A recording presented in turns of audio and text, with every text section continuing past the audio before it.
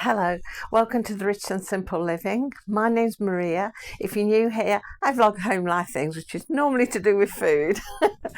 Maybe I should say I vlog foodie things. But today I just thought we'd just have a bit of a chatty vlog, and I'm going to show you what food we grow in the garden, or what I'm hoping to grow in the garden. Before I start, just want to apologise for the light. It's a very dull, wet day again. We seem to have rain every day, and I'm upstairs and I can't get in my normal position, so I'm a bit of blurry and flashy, I think, so I might fiddle with you a bit. But anyway, like I said, I'd want to show you what kind of food that we're hoping to grow today. Not grow it today, but I am going to be starting any day.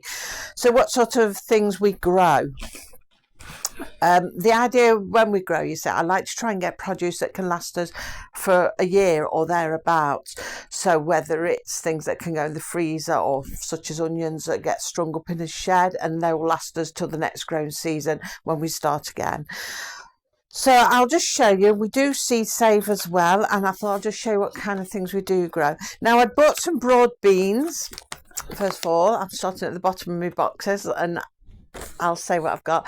I've opened these and I did grow some of these, but these are terrible to grow. I love broad beans, absolutely love them, but they're terrible to grow because they get black fly all over them. And I've tried all of the things that they say to do without using chemicals, because we don't like to use chemicals. So I've tried soapy water and all kinds of different things. So if anybody knows any tips how to get rid of black fly, I'm open to listening and having a go. So we might grow some of these this year. I don't grow them every year because, like I say, I battle with these, but yet I love them. But I'm the only one who does eat them as well. So is it worth battling? But when I've got seeds left, you know, you want to use them, don't you? So I'll possibly do some of them this year. Now I've got these sprouting seeds, mung beans. I've had these now 2 years, and they've got to be sown by the end of this year. So I will have to use them. These are a bit like watercress, but like cress, can be grown indoors. So I'll probably do them indoors, and they'd be great to chuck in stir fries or salads, that kind of thing. But if I grow them indoors, I can just keep growing them, you know, like you do cress as and when you want it. So I will do them, put them back in the tub. Sweet peas going on to flowers. Now these are all the seeds I saved from the sweet peas. We grow sweet peas every year, and I keep saying I'm going to get some cut because they look lovely cut, and I want to put some, make little bouquets up to go in the graves, because I have quite a few graves to tend to. I have a couple of sets of grandparents and great grandparents, and both mine and Dean's parents, so I like to try and get flowers for all of them, and it's really expensive now. It's gone very expensive, so we want to try and think about growing our own flowers. We said this last year, but it didn't happen. Things don't seem to grow as well as I want them to with flowers. Not very good with flowers, but sweet peas do grow. It's finding the right spot for them in the garden. So I'm going to have another go at these again this year. Last year I put them up where the duck pen is, and you'll, if you've not seen already, you'll see that area when I do the gardening vlogs. And although they grew, they didn't get the light quite as well as I like them to. So one side grew and the other side wasn't so good. So I might try them somewhere different this year to see, because I thought, oh, they look lovely in the garden, but they'd be nice on the graves. These two are the same. These are just sweet corn, packets of sweet corn. We always grow corn on the cob. I love corn on the cob. I like to freeze them. When we harvest them, we process them and we freeze them. They're great to chuck on a barbecue, or simply if we're having burger cobs quite often on a Saturday, and then we can just pop them in the oven. I like to put a bit of butter on them, wrap them in foil and put them in the oven and cook them, and they're lovely with a cob or in just a salad. But yeah, if we get a year's worth of them, we've still got some in the freezer now. Runner beans. Showing you a runner bean, I'm sure you know what a runner bean looks like, but the reason I'm showing you is because we seed save these. That's why they're in an envelope.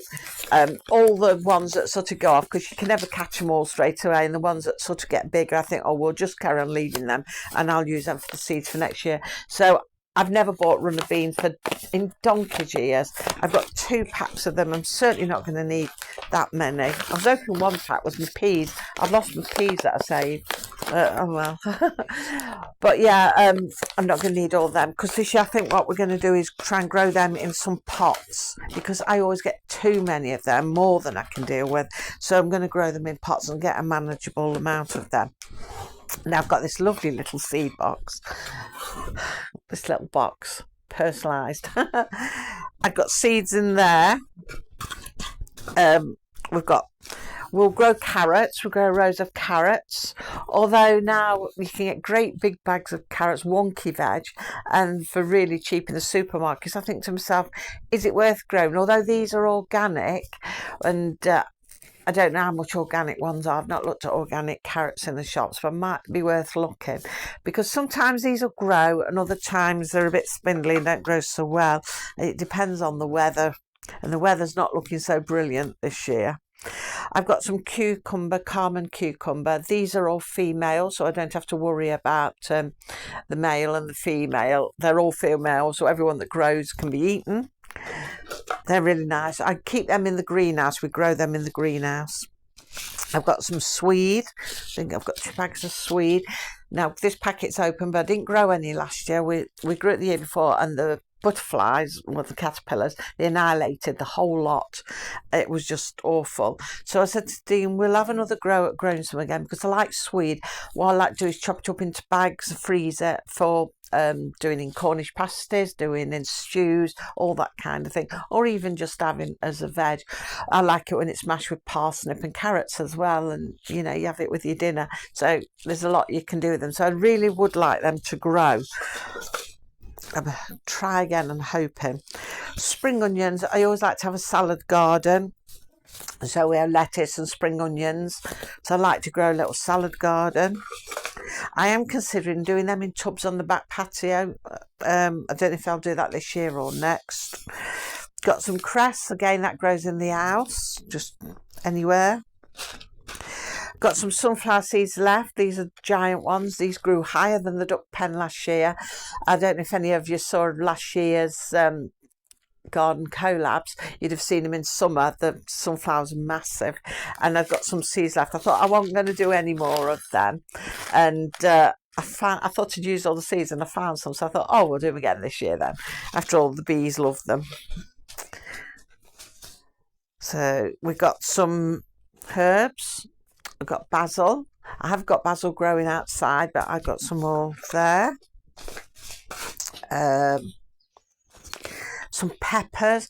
I'm never very good at growing peppers. They grow, I've tried them outside, tried them in the greenhouse, and they grow, but something eats them all the time, and it burrows holes right through them, and I can't ever find what it is. I've never seen what it is.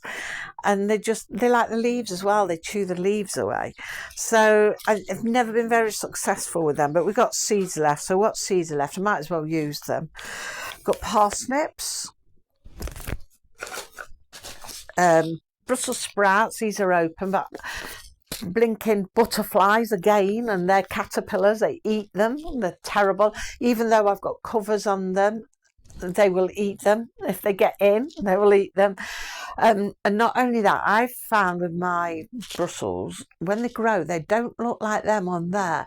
They grow like they open as they grow, so they're wide open. They don't at all look, compact like a sprout should look. So might grow them if I can find somewhere to put them, because they're open and they want using. And I want to use all these seeds up that are open anyway. Got some cauliflower. I opened that last year and used half of them, so I'll use the other half again this year. Do like cauliflower cheese and things like that. Got some beetroot. Now beetroot we do grow a lot of. I've got half a packet open there and a new one. We do grow a lot of beetroot.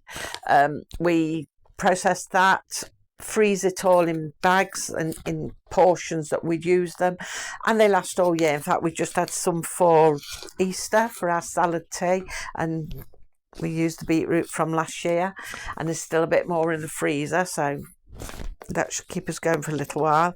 Now I've got some tomatoes left. These have been opened. I've got some giant ones. I can't even say the word, Costoluto Fiorentino, giant ones, and some plum tomatoes.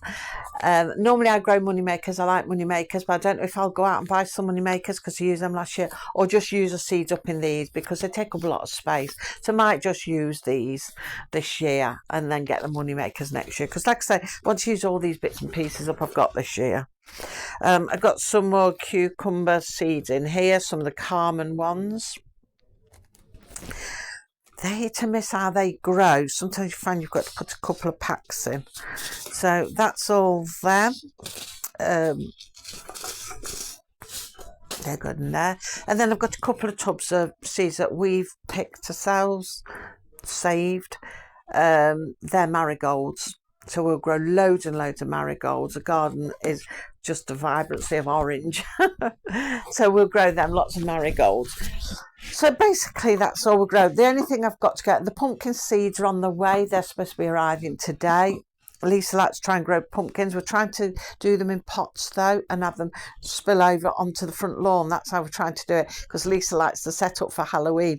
She says it'd be really good if we can get them to grow over and just leave them in situ for Halloween, and that would look really good, because then we set the smoke machines off and it goes amongst them and it looks really good. But we've never been able to get that to do it yet, because the pumpkins just seem to die off, even though we give them sun when they need sun. If the sun's too hot, we bring them under the lip of the house where the shade is, and plenty of water, but they're still not having a lot of success. Somebody said try using smaller pots, put one in a smaller pot, because we've been using big pots thinking, oh, they'll need a lot of room for the roots. So I said no, put one per smaller pot. So that's what we're going to try this year and see if it can work. And of course I like the pumpkins. I've got pumpkin in the freezer as well from last year. Not that we grew them last year, we ended up buying them, but I've got pumpkin in the freezer from that.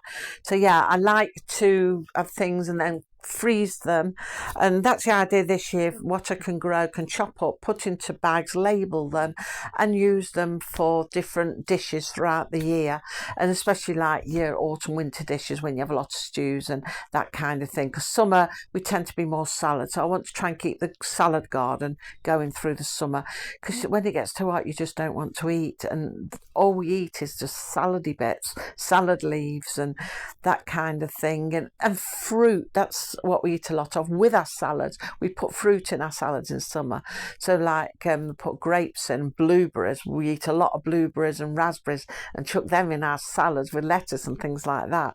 So you'll see us doing a lot of that in summer, and we do grow them outside. Obviously they're growing all the time. So yeah, that's the sort of thing that we do. So you'll see how these grow throughout the year and what we are able to save and how much of a year's worth of food we are able to save. What I need to do actually, I'm going to see how much these organic things are in the supermarket and see if I can do some sort of bit of a price thing to see which works out cheaper doing, because also it's so much better for you to grow your own.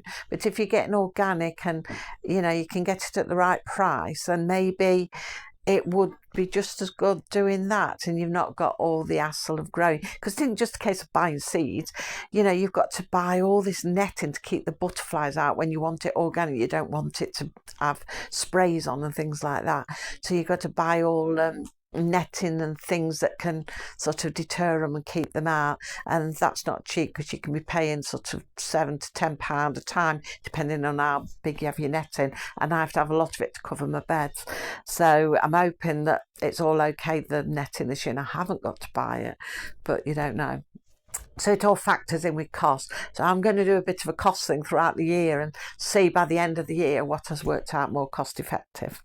So yeah, that's the sort of food that we're going to be growing for our freezer. Just sort of show you, I'm always telling you, I'm always cooking, and you see me store cupboard stuff what I'm cooking, and I showed you a haul from Tesco the other day, so I thought I might start showing you, things that we eat and things that we're going to be growing to eat. And I'll start introducing some meals to you as well that we actually do eat. And I've had a request for Dean. It'd be nice to see Dean do one of these Sunday dinners. I've mentioned it to Dean and he went, oh goodness. So he might do one. We might get him to do a Sunday dinner. I'll probably have to talk for it because he's a bit nervy on things like that. But yeah, and we might get him doing his Sunday dinner. So we're going to throw a bit of all sorts in as well, and as well as shopping hauls, get some more of them on, so you can see what we buy and what we eat. Because I know I like to see what people are buying, what they're eating, where they can get things cheap, what's going cheap at that time, and inspiration sort of thing. And I like to see cooking, just simple home cooking, that kind of thing. I don't like nothing fancy and over the top with a bit of this and that and the other, and before you know it, you've spent a fortune buying all the bits and pieces to go in it. I like things that are basic, good old-fashioned cooking. So yeah, that's it for now then. That's it for today. I don't know whether I'll see you tomorrow. If not, it'll be Friday and we'll do something in the air fryer. If I don't see you tomorrow, it'll be the day after. So until then, take care. Bye.